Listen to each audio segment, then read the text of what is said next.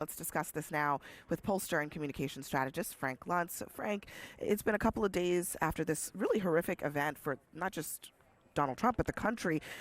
Are you seeing an impact of the assassination attempt and also now going on 4 straight days of a convention in which Republicans are really, really unified? I've never seen a convention like this. I've never seen African Americans, working women, union members. There are people on stage that I'm not used to. I've been coming to conventions since 1988. I've never seen this before. Republicans literally dancing. And the one thing I have to advise people is Republicans should not dance. It is what it is. But right now, I'm also looking at the challenges on the Democratic side. Yeah. Does Biden run or not? Is the vice president ready to step up? And I'm still concerned about the health and safety of our democracy, about whether or not it's safe and secure, about whether people believe the votes will be counted, whether they believe that their voice is being heard. And I'm hoping that tonight's speech is one that Trump has communicated unity, coming together, working together. If we get that kind of speech, this will have been a very successful convention.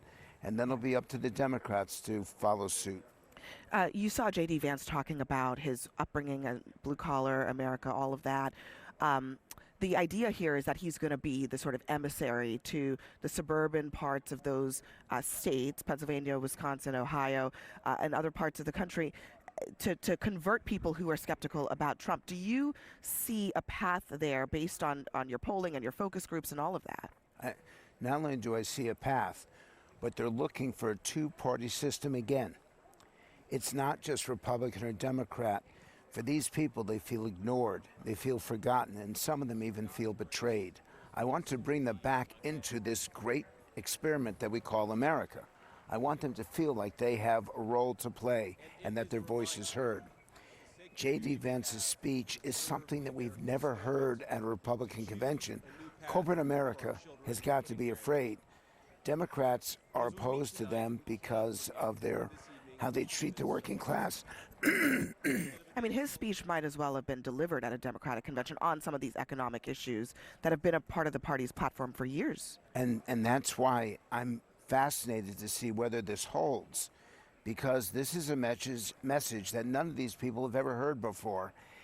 And they were paying very close attention to the fact that he wasn't angry. He was delivering a message of hope to that segment of the population. We would be remiss to not note that in 2016, Donald Trump ran on populism, but he kind of governed as a regular conservative, in terms of the economic policies in a lot of ways. So we'll see, as you said, if all of that sticks. Frank Luntz, thank you very much for that. Jim, back to you in Washington.